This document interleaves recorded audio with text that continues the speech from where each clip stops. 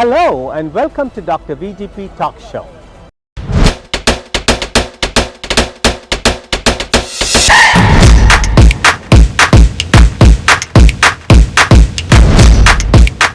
Today we are here at the VIJAY Patil University at Navi Mumbai in India. Dr. VIJAY D. Patil, who is the President and Chancellor of the VIJAY Patil University in Navi Mumbai. It's a story which has to be told, whether it's the center of excellence with an exclusive, never to be seen before amphitheater, with ambience and at a 3-floor library, the ecological and environmental setting, or the iconic VIJAY Patil Cricket Stadium on campus, which can seat 48,000 people, one of the largest cricket stadiums in Bombay, which has hosted several pop stars from America, and will let Reverend, I'm calling him Reverend, so I mean, his philosophy of body, mind, and soul, I think he deserves the Golden Star of dignity, divinity, and honor. Sri VIJAY Patil will give you a brief introduction as we start the talk show. Thank you for that very generous introduction. The university has come out because of the vision of my father and our founder, Dr. D.Y. Patil, whose vision was to provide opportunities of education, healthcare to the people of this country across the length and breadth of our country. And so what started as one of the first private initiatives in higher education from the city of Navi Mumbai in 1983, as was rightly said, has now expanded into 7 universities encompassing almost 150,000 students spread across Maharashtra, imparting knowledge in various disciplines. A child can begin with kindergarten and end up with a postgraduate or a doctoral degree, and touching the lives across different geographical divides, different socio-economic backgrounds. And I consider myself extremely fortunate that I've had an opportunity to put my bit in these wonderful fields. Watch this exciting episode where you'll get an insight into the brain of a very creative, sports-minded administrator who has revolutionized education in an innovative leadership strategic pattern never seen before in this digital age. You are going to witness the talk show in this episode featuring Sri VIJAY D. Patil, the Chancellor and President of VIJAY Patil University, a university with innovation and leadership in a path-breaking, technological, advanced atmosphere of ambience of friendly learning and enriching knowledge daily.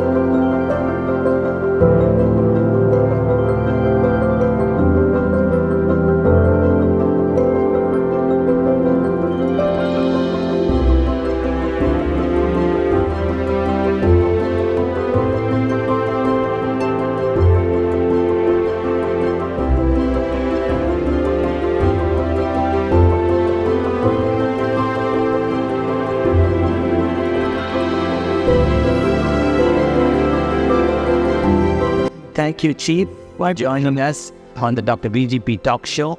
It's such a wonderful time to be here to see how you've developed the university, which has brought in environmental friendliness and technological advancement and in the world of sustainability. Could you tell us about how was the university founded? So what you see here today has been the vision of our founder president, Dr. D.Y. Patil. So I remember since growing up as a child when I had this unique opportunity of watching his entire journey through the field of education. And in the founding years, I remember he had a very clear thought in terms of providing opportunities of educations to the people of this country. And the one sentence which I repeatedly heard from him is that, Vijay, we should provide opportunities of education, healthcare to people from Kashmir to Kanyakumari. Wow. And I think that founding vision has been something that we've tried to align ourselves with. And from a beginning of having started one of the first private initiatives in higher education in the state of Maharashtra, now of course we've expanded to 7 universities spread across the state. It's been an amazing journey of 40 years. And today you have 7 universities your dad has founded with 150,000 students plus faculty.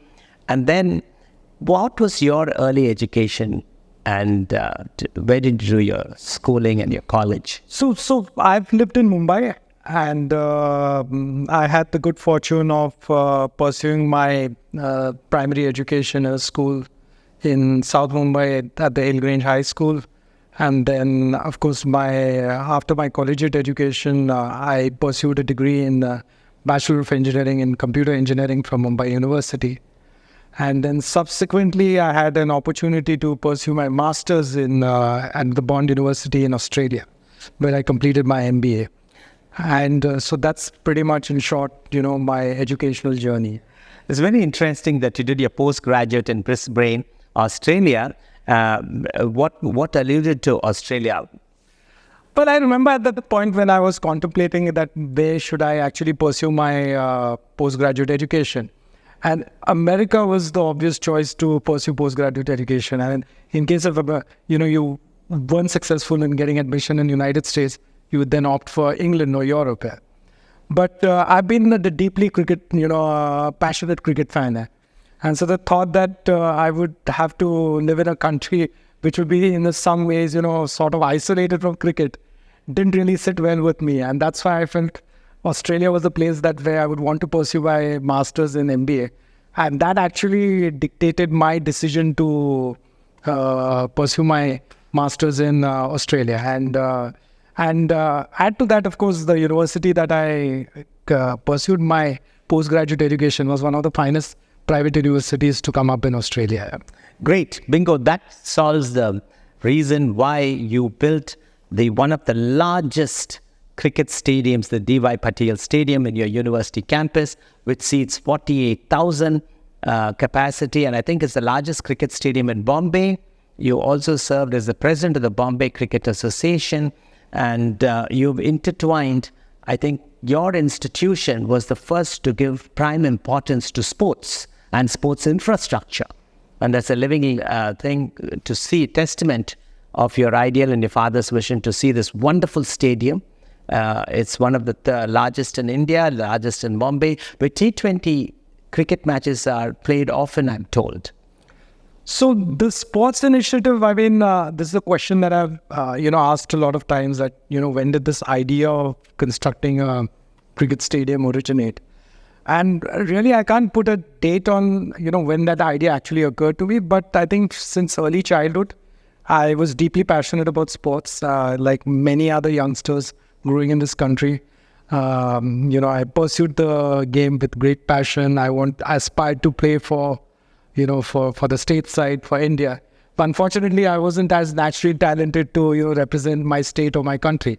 So in some ways, I think that that passion for sports got translated I channelized my energy towards creating, the infrastructure for sports. And I think another defining moment was when I pursued my Master of Business Administration in Australia. And the university that I was in Australia, that had a great sporting ecosystem, great sporting culture. So there I saw at first hand the synergy between education and sports and what it does to the university ecosystem and the impact that it has on young people there. And so those ideas were deeply rooted in my mind. And so subsequently, when I took charge of the VIJAY Patil University in Mumbai, so taking this initiative of creating great sporting infrastructure was something that just happened, I think you have done a great thing, and I think the universities around the world should follow in your footsteps, because I think there's no university in the world which has such a fine, large cricket stadium. Yeah, so when we did construct the cricket stadium, it was the first initiative by any university around the world to build a facility that would conform to International Cricket Council norms. When it was constructed in 2006, it was the third largest stadium in India.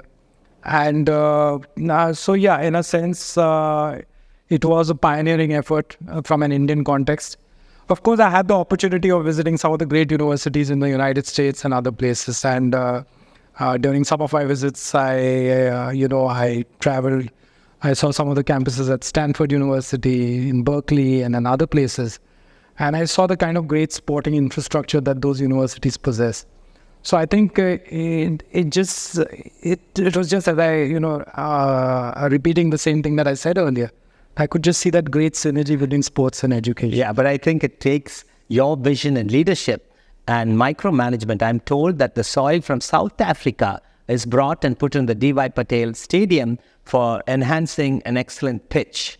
Could you tell us? I mean, it's very interesting. I don't think any stadium could have had that. So this was an interesting experience. This was in the era when, when there was this perception that Indian pitches didn't afford bounce.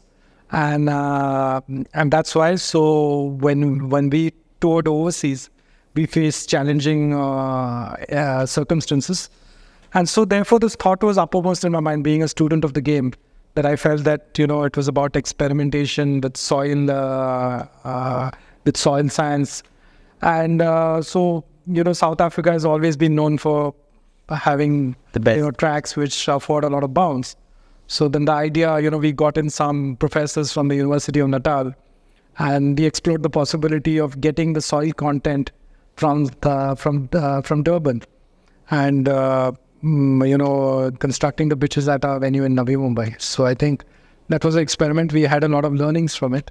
And that's something that I'm quite happy that, It's fantastic. I think that makes a difference when you have a sports mind, a practical hands-on approach. And I think that has translated into your management of your educational institution and expanding into the healthcare forte. I think education, healthcare and sports is what defines the D.Y. Patil University in Navi Mumbai. Yeah, absolutely. As I said, the founding vision of our founder was providing opportunities of education and healthcare across the country. And the health sciences program, of course, it's one of our flagships programs at our university. It addresses one of the most critical needs of any nation who aspires to be a great nation.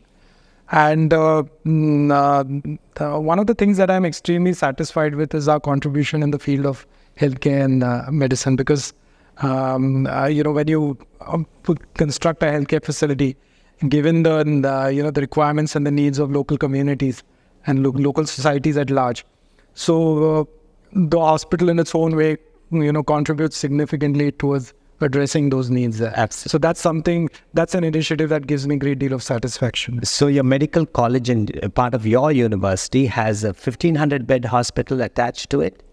Yeah, that's right. That's the teaching hospital which is attached to the medical school. It's one of the medical school is one of the most reputed schools in the country today. And you have a whole super specialities are also offered. Yeah, absolutely. So, you have all your general specialities along with other super specialities in neuro, cardiology, CVTS, and all other branches.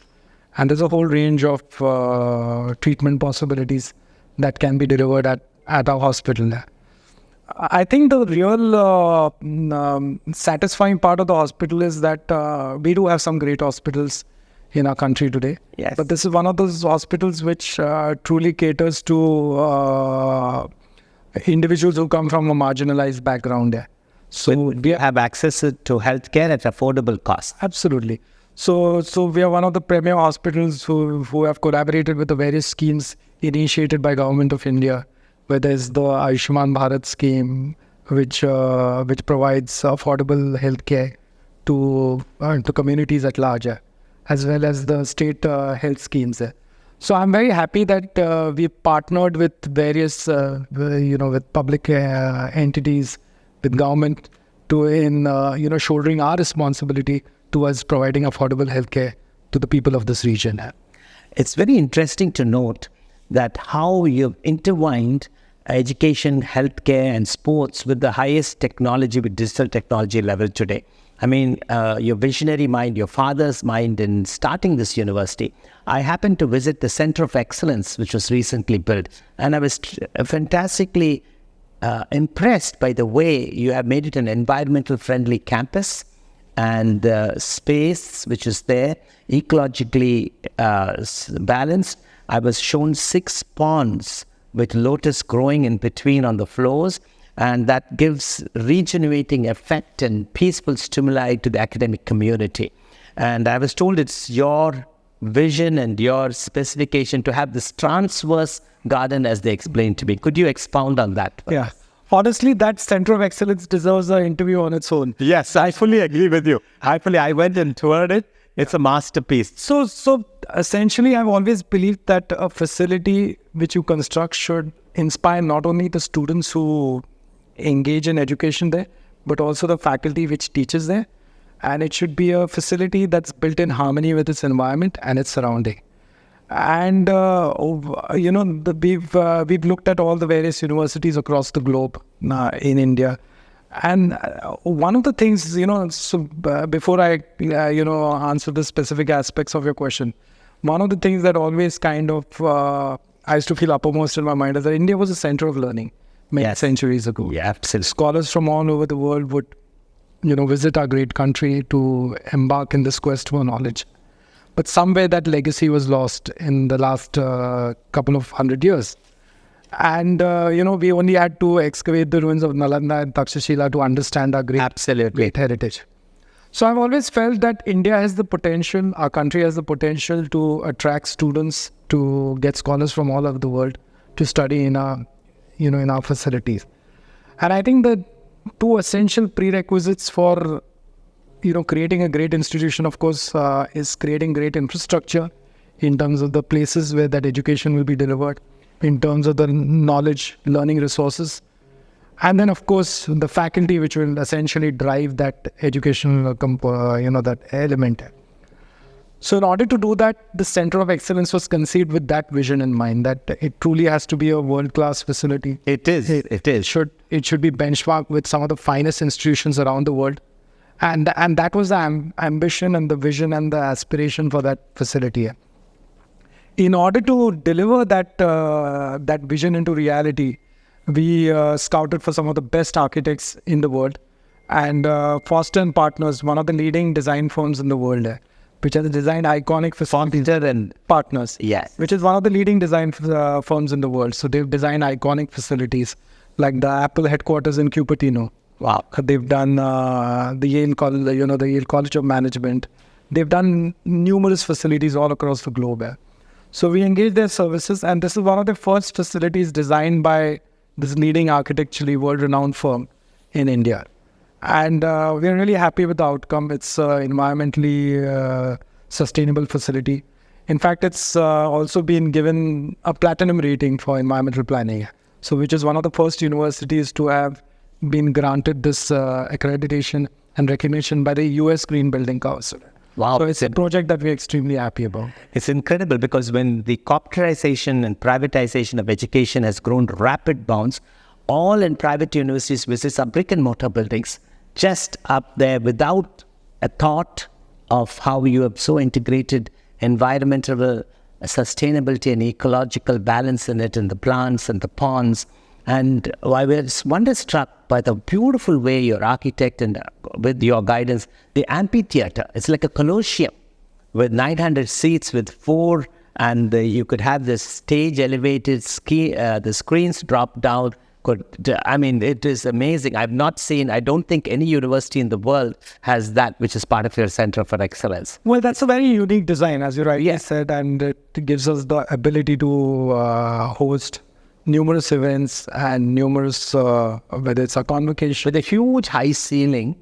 Absolutely. So what made you conceive that? Well, it derives inspiration for a number of traditional Indian auditoriums. I thought it looked like the Rome Colossians, and with your love for Italy, did that have a...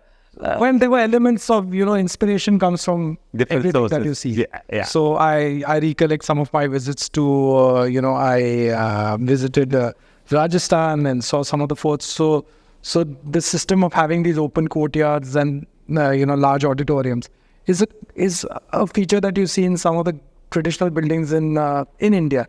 And of course, the Colosseum and all other, those iconic structures all around the world, they inspire you. So I think all those elements somewhere get ingrained in your subconscious mind. And I think we've been able to express it in a modern form at a facility here in Navi Mumbai. Another thing which struck me about the D.Y. Patil University in Navi Bombay, where you have a bunch of traditional courses like the engineering, the digital technology, the medicine and healthcare, which you've alluded to, the management institute. But I loved the idea when they told me about the School of Creative Studies. The very fact that you created an institution for creative studies, I think is another first for the D.Y. Patil University, where you have animation, you have fashion studies.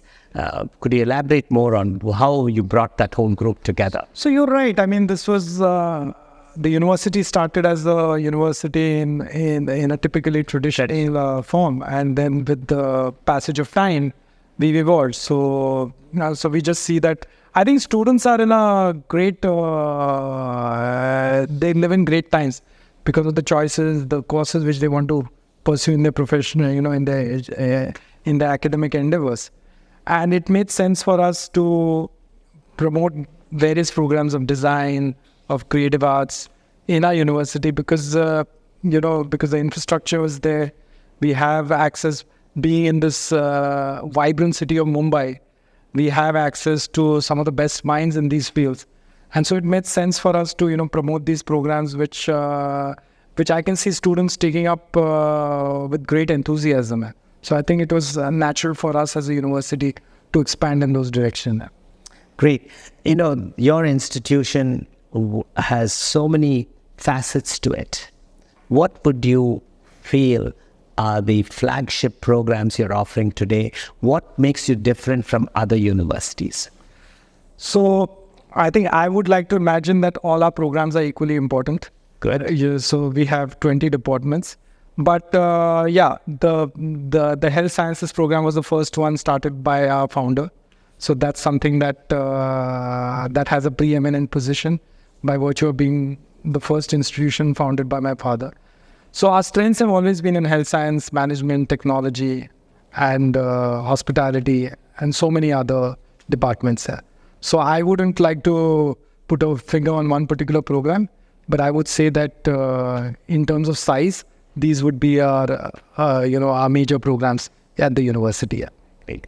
Infrastructure in universities of prime importance. And I find that you have got one of the finest libraries, which I think the current education system has long forgotten with the digital age and the laptops and the iPads coming in. Everything is accessible. But you have 3 floors of libraries, 10,000 square feet, I guess. Mm-hmm. Could tell us what are the salient features about the library and how important are you encouraging students and faculty? So I think as you rightly said, the nature of libraries has evolved over a period of time. So technology has a big role to play in terms of how this whole environment has evolved. So we want to make sure that we provide a knowledge resource center which has all the best resources in its class. So whether it's,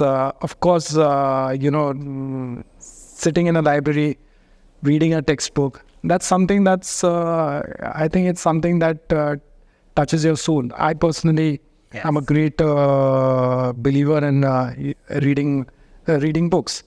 So what we've tried to do is have an amalgamation of, written books, the digital resources, subscriptions with various, databases and learning resources, which are now available through the use of the net. So we want the Knowledge Resource Center to be a hub where researchers, students, academics can invest their time in it and use it to their advantage. See, you have been a leader in innovation and leadership, and it shows how you've integrated mind, body, and soul through your actions in this university. what are you doing? Most Indian universities lack in the area of research, which today that's what keeps the for American universities on par, actively engaging in research. Are you all today, D.Y. Patil University, engaging in research, collaborative partnerships? Absolutely. So, as you rightly said, the initial founding years were more about putting in the brick and mortar campuses. Yes. So, these institutions were developed on a self-financing basis, which meant that whatever infrastructure that we created for these universities had to be created through internally generated revenues. With the passage of time, having financial stability has allowed many universities such as us now to indulge on a path of research and innovation. And we, because of the fact that we have these various departments, encompassing health sciences, management, technology, architecture, design. So it gives us a unique opportunity where our researchers, our students, our faculty can get involved in research which cuts across different departments. So that's what makes it truly unique. So for example, now our students are currently working on a project for creating autonomous robots. I call it an artificial intelligence. Which will deliver medicines from a pharmacy along the bedside there. So this is a design problem that we pose to our students. Now the students of a technology college are collaborating with our students and researchers from the medical school to work together to find out what should be the solution. The design school, the architecture school, is helping them design the robo using artificial intelligence, 3D printers. And so what's unique about the university is the ability to do interdepartmental research with each and to come out with solutions which are relevant and which are practical and which can be put to use. So I think that's the focus that we continue to have in this university. And as we move forward, I think that will only get stronger. I think that's a great step in artificial intelligence. You're trying to integrate, like you just said, having a robotic delivering the medicines to the patient's bedside. It's a wonderful innovation step. The other question I have for you is, are you, mostly now today there are interactive hubs between the corporate industry and the academic hub, the university.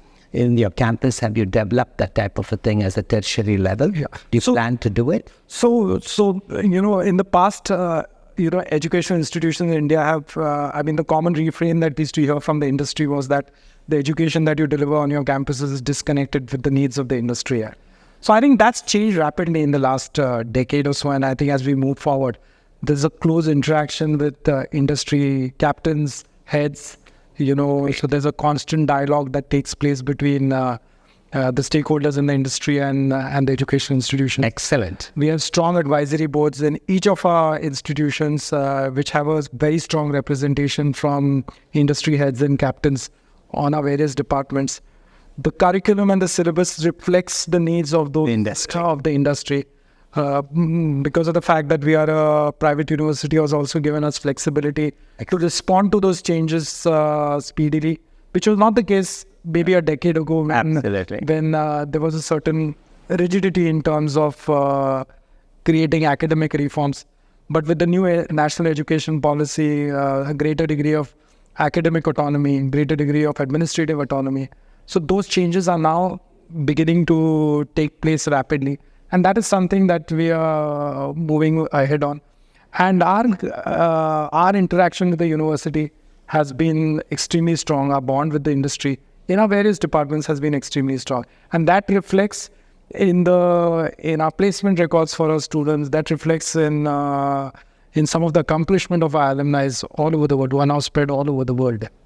Exciting to know that. Do you have any incubator programs startup in your campus with the industries? Yes, we have started we have incubator cells. We have got startup cells where we provide advice to students who come up with great ideas, for them to scale up their ideas and to operationalize their ideas. So that's a cell. We have an incubation center within the university which supports such initiatives.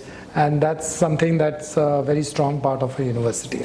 You just heard the President and the Chancellor of the D.Y. Patil University, Navi Mumbai, giving us the insight into this massive, multifaceted, digital age university which provides up-to-date learning, faculty, advanced faculty and experience with environmental and sustainable goals being activated on the campus, as long as giving a student a entirely different experience. Chief, my last question to you, do you think artificial intelligence is going to affect education, and how and why or not? I think artificial intelligence is something that is going to fundamentally affect the way we lead our lives. So it's not just merely education. Correct. And I know sometimes people are a little wary about artificial intelligence. Yes. But I think we've got to embrace it. It's something that's there to stay. And we've got to harness the power of artificial intelligence in trying to create positive and change for people around us. I see that happening everywhere. Okay. In healthcare, in technology, in all areas, all aspects of our life. So that's going to be a reality it's already here, I feel. It's in the present as well as in the future. So you think the invasion of AI in education is not a threat with ChatGPT and, which you just plug in something that give you an essay within minutes, and you don't think it's a threat? See, those, intellectual property rights and all those issues will be there, but I would still say that it's there to stay. It's it's something that we should embrace it and figure out ways that we can use it ethically, and we can use it for the collective good of people. I mean, that's and I think you have to trust. While of course it can always be misused, but I think you have to believe in the larger, the goodness of people, to use it effectively and for the purpose of empowering everyone. Thank you so much for joining us. It was such an enlightening interview and electrifying, which we must spread the word to the world of what's happening in VIJAY Patil University, Navi Bombay, under your leadership. Chief, if you're given an opportunity to take 3 people out for dinner from the living of the past, who would they be and why? Well, there would be quite a few. So that's in this thing. Being a sports fan. Yeah, I was just thinking which cricketer you would come up with. So I would probably give you 3 names of 3 sportsmen. Okay. And so one of my heroes that I greatly admired while I was growing up was Diego Maradona. Oh yes, okay. So he was somebody. Yes, I know he had quite a colorful life. Yes. But the 1986 World Cup. Yes. So I think that was such a inspirational moment. Right. When he led Argentina to victory. So that's one individual that I can, from the sporting field, that I can, speak about. Then, then you would probably have to. There would be so many, across different fields. So name one of the cricket. I do Gary Sobers. I'm just looking some names. So again, Sir Donald Bradman is the obvious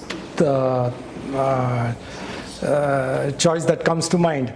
I've had the good fortune of going out for dinner with the player that I admire the most, Sachin Tendulkar. Oh yes, he's so your I'm not including his homegrown boy. Yes. So I'm not including his You're name the here. president of the Bombay Cricket but with Sir Donald Bradman, it would be interesting to get into his mind and understand how he went about doing his things. So that would certainly, as a cricketer, that would certainly be something that I would have loved to have done. Yeah. Do you think that your interest in cricket and growing up as a cricket player has molded your mind more towards having such a unique university which has broadened your whole horizons and offers such a broad perspective of education and action today? Do you think that had a role in, because I've visited many universities, I don't see the interaction of sustainability, environment, ecology with the highest standards, whether it's healthcare or the different fields of education. Do you think your interest, your growing up as a sportsman and a sports administrator has left its imprint in this university? I think in some ways, at a subconscious level, yes, I do think it's impacted. Physical education was something that was very important for me, and I think once you're a sportsman, I always feel that no matter how creative you are, if you're not healthy and you're physically not sound, you cannot achieve your potential. So I think, when we talk about the mind, body and soul. Yes. So I think the aspect of the importance of body comes into place here. And mind, I think it's been shaped by my experiences growing up as a child having the good fortune. They say there are two things which are not in your life: in whose house you're going to be born and the kind of parents that you will have. Exactly. Very well said. And I think I was very fortunate that I was growing up with Dada, Dr. D.Y. Patil as my father, and my mother, who had a great influence on my upbringing and on my early education. And I think the values that they instilled in me in terms of what one's outlook should be to the world, the fact that you should be open-minded to ideas, receptive of ideas, you should be willing to learn from the things that you see around you. And most importantly, I think one of the greatest lessons which my father told me was about being grounded, being humble. It's all I was going to say. You pulled the words out of my mouth. Yeah, and I think I remember the line that he uses, that ego is death of life and death of ego is real life. Praise God. And I think if you live your life in a humane way, you have empathy for people who are around you, you have an open mind, you're observing things around you. So I think thankfully genetically I'm blessed with that perceptiveness which has come from my parents, and I think that perceptiveness has instinctively led me to take decisions in the way this entire campus has evolved over here. I think your action speaks louder than the words, and I was just going to describe you as one of the most humble, foresighted person with vision, and very simple. And now I know where it came from, your dad's genes. And you're so insightful in your planning and your thought process. Now, you must, with handling this big institution, our viewers would love to know how you spend your hobbies and passion. Are you a singer or love music? You travel? I mean, what is it? What's your spare time interest apart from cricket and sports? So you know that yeah. Right. So in terms of hobby, well, sports of course has been one of the major things which I felt deeply about. I like listening to music. I like to travel. What type of music? Hindi, Bollywood, rock? So it's pretty much a mix, and it cuts across all genres, all age groups. So who's your favorite Hindi growing singer? up, of course, in the 70s and 80s, it was more about your rock bands. Yeah. Like Pink Floyd and Dire Straits and Sting and Michael Jackson. Great. And in terms of Hindi music, it was always about R.D. Burman and Lata Mangeshkar. Correct. All the legends of Hindi, the music industry. Correct. And then, of course, growing up, the recent U2 has been a particularly favorite band. I believe one of the top bands performed in the D.Y. Patil Stadium. So we had the opportunity of hosting U2, the Joshua Tree concert. Great. So that was the last performance on that tour in 2019. Wow. And it was quite iconic to have these legends perform in flesh and blood in Navi Mumbai. So that was quite a moment for all of us. Great. Concluding, what would be your message to our viewers, whatever you'd like in the new year 2024? I think this is an exciting era. I have great. I think it's just a time when India as a country, and for all of us, I think the way technology is shaping the world, the kind of innovations that are taking place, and in spite of all the issues that we see around the world, the fact remains that this is one of the most peaceful eras of our time. And great times lie ahead for us. I think if we follow our dreams, we pursue our passion, then we can achieve great outcomes. So I think that's the thought that I would want to leave you all with. Excellent. Thank you so much, Vijay Patil ji, for joining us on this. Thank you. You are truly an icon. And I'm sure the D.Y. Patil University in Navi Mumbai under your leadership is going to go leaps and bounds, and we will be taking the message across the borders to North America and beyond. Thank you so much. Thank you so much for having been with us today.